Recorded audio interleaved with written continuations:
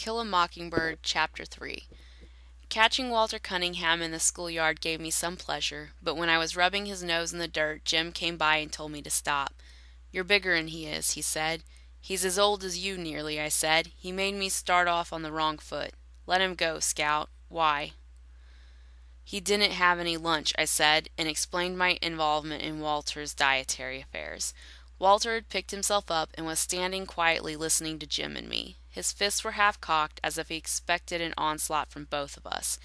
I stopped at him to chase him away, but Jim put out his hand and stopped me. He examined Walter with an air of speculation. "Your daddy, Mr. Walter Cunningham from Old Sarum?" he asked, and Walter nodded. Walter looked as if he had been raised on fish food. His eyes, as blue as Dill Harris's, were red-rimmed and watery. There was no color in his face except at the tip of his nose, which was mostly pink. He fingered the straps of his overalls, nervously picking at the metal hooks. Jim suddenly grinned at him. "Come on home to dinner with us, Walter," he said. "We'd be glad to have you." Walter's face brightened, then darkened. Jim said, "Our daddy's a friend of your daddy's. Scout here, she's crazy. She won't fight you anymore." "I wouldn't be too certain of that," I said. Jim's free dispensation of my pledge irked me, but precious noontime minutes were ticking away. "Yeah, Walter, I won't jump on you again. Don't you like butter beans? Our Cal's a real good cook." Walter stood where he was, biting his lip. Jim and I gave up, and we were nearly to the Radley place when Walter called, "Hey, I'm coming." When Walter caught up with us, Jim made pleasant conversation with him. "A haunt lives there," he said quarterly, pointing to the Radley house. "Ever hear about him, Walter?" "Reckon I have," said Walter. "Almost died first year I come to school and ate them pecans. Folks say he poisoned 'em and put 'em over on the school side of the fence." Jim seemed to have little fear of Boo Radley, now that Walter and I walked beside him. Indeed, Jim grew boastful. "I went all the way up to the house once," he said to Walter. "Anybody who went up to the house once ought not to still run every time he passes it," I said to the clouds above. "And who's running, Miss Priss?" "You are, when ain't anybody with you." By the time we reached our front steps, Walter had forgotten he was a Cunningham. Jim ran to the kitchen and asked Calpurnia to set an extra plate. We had company. Atticus greeted Walter and began a discussion about crops neither Jim nor I could follow. "Reckon I can't pass the first grade, Mr. Finch, Reason I can't pass the first grade, Mr. Finch, is I've had to stay out every spring and help Papa with the choppin', but there's another at the house now that's field size." "Did you pay a bushel of potatoes for him?" I asked, but Atticus shook his head at me. While Walter piled food on his plate, he and Atticus talked together like two men, to the wonderment of Jim and me. Atticus was expounding upon farm problems when Walter interrupted to ask if there was any molasses in the house. Atticus summoned Calpurnia, who returned bearing the syrup pitcher. She stood waiting for Walter to help himself. Walter poured syrup on his vegetables and meat with a generous hand. He would probably have poured it into his milk glass had I not asked what the Samhill he was doing. The silver saucer clattered when he replaced the pitcher, and he quickly put his hands in his lap. Then he ducked his head. Atticus shook his head at me. "But he's gone and drowned his dinner in syrup," I protested. "He's poured it all over." It was then that Calpurnia requested my presence in the kitchen. She was furious, and when she was furious, Calpurnia's grammar became erratic. When in tranquility, her grammar was as good as anybody's in Macomb. Atticus said Calpurnia had more education than most colored folks. When she squinted down at me, the tiny lines around her eyes deepened. "There's some folks who don't eat like us," she whispered fiercely, "but you ain't called on to contradict 'em at the table when they don't. That boy's your company, and if he wants to eat up the tablecloth, you let him, you hear? He ain't company, Cal. He's just a Cunningham. Hush your mouth. Don't matter who they are. Anybody sets foot in this house is your company, and don't you let me catchin' you remarkin' on their ways like you was so high and mighty. You folks might be better'n Cunninghams, but it don't count for nothin' the way you're disgracin' 'em. If you can't act fit to eat at the table, you can just set here and eat in the kitchen." Calpurnia sent me through the swinging door to the dining room with a stinging smack. I retrieved my plate and finished dinner in the kitchen, thankful, though, that I was spared the humiliation of facing them again. I told Calpurnia to just wait. I'd fix her. One of these days when she wasn't looking, I'd go off and drown myself in Barker's eddy, and then she'd be sorry. Besides, I added, she's already gotten me in trouble once today. She had taught me to write, and it was all her fault. "Hush your fussin'," she said. Jim and Walter returned to school ahead of me, staying behind to advise Atticus of Calpurnia's iniquities was worth a solitary sprint past the Radley place. She likes Jim better than she likes me anyway, I concluded, and suggested that Atticus lose no time in packing her off. Have you ever considered that Jim doesn't worry her half as much? Atticus' voice was flinty. I've no intention of getting rid of her, now or ever. We couldn't operate a single day without Cal. Have you ever thought of that? You think about how much Cal does for you, and you mind her, you hear. I returned to school and hated Calpurnia steadily until a sudden shriek shattered my resentments. I looked up to see Miss Caroline standing in the middle of the room, sheer horror flooding her face. Apparently she had revived enough to persevere in her profession. It's alive, she screamed. The male population of the class rushed at once to her assistance. Lord, I thought, she's scared of a mouse. Little Chuck Little, whose patience with all living things was phenomenal, said, "Which way did he go, Miss Caroline? Tell us where he went. Quick, D.C." He turned to a boy behind him. "D.C., shut the door and we'll catch him. Quick, ma'am, where'd he go?" Miss Caroline pointed a shaking finger not at the floor nor at a desk, but to a hulking individual unknown to me. Little Chuck's face contracted, and he said gently, "You mean him, ma'am?" "Yes'm, he's alive. Did he scare you some way?" Miss Caroline said desperately, "I was just walking by when it crawled out of his hair. Just crawled out of his hair." Little Chuck grinned broadly. "There ain't no need to fear a cootie, ma'am. Ain't you ever seen one? Now don't you be afraid. You just go back to your desk and teach us some more." Little Chuck Little was another member of the population who didn't know where his next meal was coming from, but he was a born gentleman. He put his hand under her elbow and led Miss Caroline to the front of the room. "Now don't you fret, ma'am," he said. "There ain't no need to fear Cootie. I'll just fetch you some cool water." The Cootie's host showed not the faintest interest in the fur he had wrought. He searched the scalp above his forehead, located his guest, and pinched it between his thumb and forefinger. Miss Caroline watched the process in horrid fascination. Little Chuck brought water in a paper cup, and she drank it gratefully. Finally she found her voice. "What is your name, son?" she asked softly. The boy blinked. "Who, me?" Miss Caroline nodded. "Burris Yule." Miss Caroline inspected her roll book. "I have a Yule here, but I don't have a first name. Would you spell your first name for me?" "Don't know how. They call me Burris home." "Well, Burris," said Miss Caroline, "I think we better excuse you for the rest of the afternoon. I want you to go home and wash your hair." From her desk she produced a thick volume, leafed through its pages, and read for a moment. "A good home remedy for Burris, I want you to go home and wash your hair with lye soap. When you've done that, treat your scalp with kerosene." "What for, missus?" "To get rid of the cooties. You see, Burris, the other children might catch them, and you wouldn't want that, would you?" The boy stood up. He was the filthiest human I had ever seen. His neck was dark gray, and the backs of his hands were rusty, and his fingernails were black deep into the quick. He peered at Miss Caroline from a fist-sized clean space on his face. No one had noticed him, probably, because Miss Caroline and I had entertained the class most of the morning. "And Burris," said Miss Caroline, "please bathe yourself before you come back tomorrow." The boy laughed rudely. "You ain't sending me home, missus. I was on the verge of leaving. I'd done my time for this year." Miss Caroline looked puzzled. "What do you mean by that?" The boy did not answer. He gave a short, contemptuous snort. One of the elderly members of the class answered her.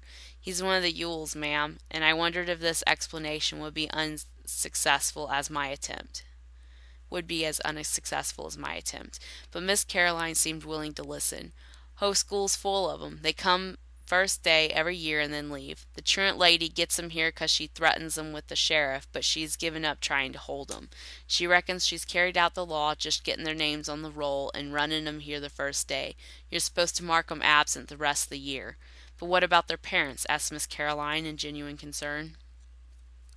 "Ain't got no mother," was the answer, and their pause right contentious. Burris Yule was flattered by the recital. "Been coming to the first day of the first grade for 3 year now," he said expansively. "Reckon if I'm smart this year they'll promote me to the second." Miss Caroline said, "Sit back down, please, Burris," and the moment she said it I knew she had made a serious mistake. The boy's condescension flared to anger. "You try and make me, missus." Little Chuck Little got to his feet. "Let him go, ma'am," he said. "He's a mean one, hard down mean one. He's liable to start something, and there's some little folks here." He was among the most diminutive of men, but when Burris Ewell turned toward him, little Chuck's right hand went to his pocket. "Watch your step, Burris," he said. "I as soon as kill you as look at you. Now go home." Burris seemed to be afraid of a child half his height, and Miss Caroline took advantage of this indecision. "Burris, go home. If you don't, I'll call the principal," she said. "I'll have to report this anyway." The boy snored and slouched leisurely to the floor. Safely out of range, he turned and shouted, "Reportin' be damned to ye. Ain't no snot-nosed slut of a schoolteacher ever born can make me do nothin'. You ain't makin' me go nowhere, missus. You just remember that. You ain't makin' me go nowhere." He waited until he was sure she was crying, then he shuffled out of the building. Soon we were clustered around her desk, trying in our various ways to comfort her. He was a real mean one, below the belt. "You ain't called on to teach folks like that. Them ain't Makeum's ways, Miss Caroline, not really. Now don't you fret, ma'am. Miss Caroline, why don't you read us a story? That cat thing was real fine this morning." Miss Caroline smiled, blew her nose, and said, "Thank you, darlings," dispersed us, opened a book, and mystified the first grade with a long narrative about a toad frog that lived in a hall. When I passed the Radley place for the fourth time that day, twice at a full gallop, my gloom had deepened to match the house. If the remainder of the school year was as fraught with drama as the first day, perhaps it would be mildly entertaining, but the prospect of spending 9 months refraining from reading and writing made me think of running away. By late afternoon, most of my traveling plans were complete. When Jim and I raced each other up the sidewalk to meet Atticus coming home from work, I didn't give him much of a race. It was our habit to run meet Atticus the moment we saw him round the post office corner in the distance. Atticus seemed to have forgotten by noontime my fall from grace. He was full of questions about school. My replies were monosyllabic, and he did not press me. Perhaps Calpurnia sensed that my day had been a grim one. She let me watch her fix supper. "Shut your eyes and open your mouth, and I'll give you a surprise," she said. It was not often that she made crackling bread. She said she never had time, but with both of us at school today had been an easy one for her. She knew I loved crackling bread. "I missed you today," she said. "The house got so lonesome long 'bout 2 o'clock I had to turn on the radio." "Why, Jim and me ain't never in the house unless it's rainin'." "I know," she said, "but one of you's always in calling distance. I wonder how much of the day I spent just calling after you."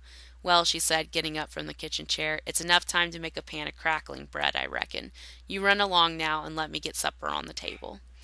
Calpurnia bent down and kissed me. I ran along, wondering what had come over her.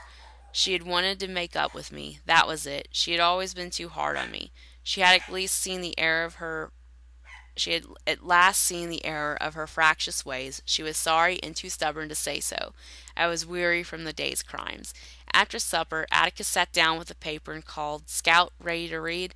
The Lord sent me more than I could bear, and I went to the front porch. Atticus followed me.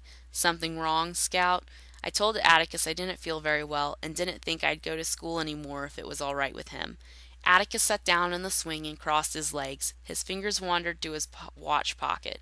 He said that was the only way he could think. He waited in admirable silence, and I sought to reinforce my position. "You never went to school, and you do all right, so I'll just stay home too. You can teach me like Granddaddy taught you and Uncle Jack." "No, I can't," said Atticus. "I have to make a living. Besides, they'd put me in jail if I kept you at home. Dose of magnesia for you tonight and school tomorrow." "I'm feeling all right, really." "Thought so. Now what's the matter?" Bit by bit I told him the day's misfortunes. "And she said you taught me all wrong, so we can't ever read any more, ever. Please don't send me back. Please, sir." Atticus stood up and walked to the end of the porch. When he completed his examination of the wisteria vine, he strolled back to me. "First of all," he said, "if you can learn a simple trick, Scout, you'll get along a lot better with all kinds of folks. You never really understand a person until you consider things from his point of view." "Sir?" "Until you climb into his skin and walk around in it." Atticus said I had learned many things today, and Miss Caroline had learnt several things herself. She had learned not to hand something to a Cunningham, for one thing, but if Walter and I had put ourselves in her shoes, we'd have seen it was an honest mistake on her part. We could not expect her to learn all Makeum's ways in one day, and we would not hold her responsible when she knew no better. "I'll be dogged," I said. "I didn't know no better than not to read to her, and she held me responsible. Listen, Atticus, I don't have to go to school. I was bursting with a sudden thought. Burris Yule, remember? He just goes to school the first day. The truant lady reckons she's carried out the law when she gets his name on the roll. You can't do that, Scout, Atticus said. Sometimes it's better to bend the law a little in special cases. In your case, the law remains rigid, so to school you must go. I don't see why I have to when he doesn't. Then listen. Atticus said the Yules had been the disgrace of Macomb for 3 generations. None of them had done an honest day's work in his recollection. He said that some Christmases, when he was getting rid of the tree, he would take me with him and show me where and how they lived. They were people, but they lived like animals. They can go to school any time they want to, when they show the faintest symptom of wanting an education, said Atticus. There are ways of keeping them in school by force, but it's silly to force people like the Yules into a new environment. If I didn't go to school tomorrow, you'd force me to.